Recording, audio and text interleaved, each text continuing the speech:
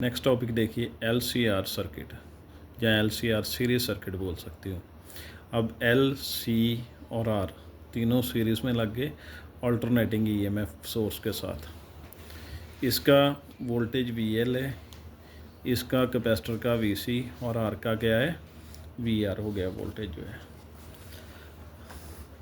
Voltage का formula जी लिख लेंगे, VL का IXL, XL क्या है इंडक्टर का resistance, VC equal to IXC, XC capacitor का रेजिस्टेंस हो गया। इसे कैपेसिटेटिव रिएक्टेंस बोल देते थे, इसे इंडक्टिव रिएक्टेंस बोल दिया जाता था। और ओम्स लॉ का सेम ही V equal to IR। XL की वैल्यू लिख दी ये थी और XC की वैल्यू 1/ωc है। उसके बाद देखिए इसका फेज़र डायग्राम जो है वो फेज़र डायग्राम में क्या था, ये इस तरफ इसने करंट बना दिया, ये करंट का एरो हो गया, इस तरफ VL आ गया और इस तरफ क्या आ गया VC आ गया। रेजिस्टेंस के लिए वोल्टेज और करंट दोनों सेम फेज में थे इसलिए इस डायरेक्शन में आ गए। और इंडक्टर के केस में क्या था, जो करंट था वो EMF से पीछे था। कितना पीछे था, π/2। तो इसने क्या किया, EMF को आगे कर दिया। वहाँ पर करंट पीछे था तो EMF को π/2 आगे कर दिया, सेम ही बात है। और कैपेसिटर में केस में क्या था, जो करंट था π/2 आगे था इसलिए इसने एंगल नीचे बना दिया, कि करंट जो है π/2 लीड कर रहा है ये करंट। ये फेज़र डायग्राम इस तरह से आ गया, ये रिजल्टेंट लाइन बना दी और रेक्टेंगल को कर लिया कंप्लीट। यहाँ से जहाँ तक VL है और जहाँ से जहाँ तक क्या हो गया VL माइनस VC, क्योंकि ये इसके ऑपोजिट है, माइनस कर ये वैल्यू बना ली। अब देखिए इसे रिजल्टेंट फाइंड करेंगे। इसमें से रिजल्टेंट फाइंड करने के लिए ये रिजल्टेंट आ गई hypotenuse square base square plus perpendicular square. ये फार्मूला आ जाएगा OE square equal to OA square, base हो गया, ये परपेंडिकुलर हो गया AE। अब इनकी वैल्यूज़ देखिए, AE किसके इक्वल है, OD के इक्वल है, तो OD के इक्वल लिख दिया।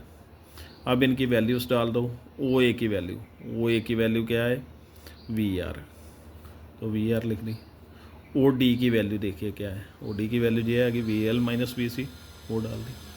अब इनके वोल्टेज की वैल्यू जो ऊपर लिखी हुई है ये वाली, ये डाल देंगे पोटेंशियल डिफरेंस की, ये डाल दी इनकी वैल्यू।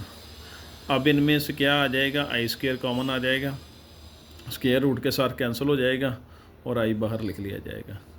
अब जहाँ से I की वैल्यू फाइंड कर ली, ये क्रॉस मल्टीप्लाई कर गया इस तरफ, ये वैल्यू बन गई। उसके बाद क्या है, ओम्स लॉ के अकॉर्डिंगली करंट का फार्मूला लिख लिया I equal to V/R। R की जगह क्या लिखा हुआ है रेजिस्टेंस Z। रेजिस्टेंस Z क्या है, total resistance of LCR circuit, उसे क्या बोल दिया जाएगा, इम्पीडेंस बोल दिया जाएगा Z को। अब इस इक्वेशन के साथ कंपेयर करोगे तो Z की जगह ये आ जाएगा और Z की वैल्यू ये आ जाएगी। Z क्या है, इम्पीडेंस, इम्पीडेंस क्या है, total resistance of LCR circuit, ये आ गया।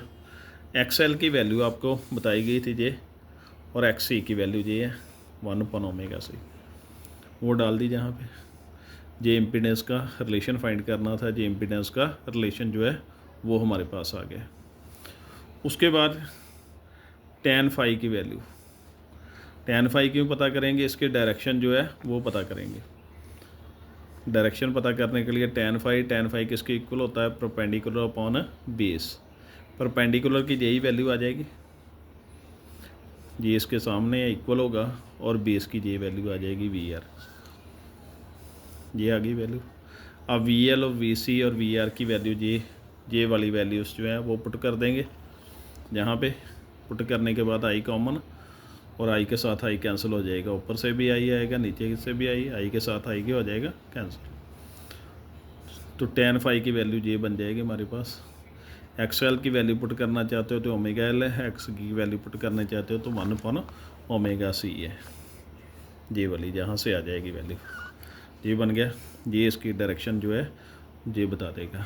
ये था LCR टॉपिक सीरीज सर्किट का। Thank you.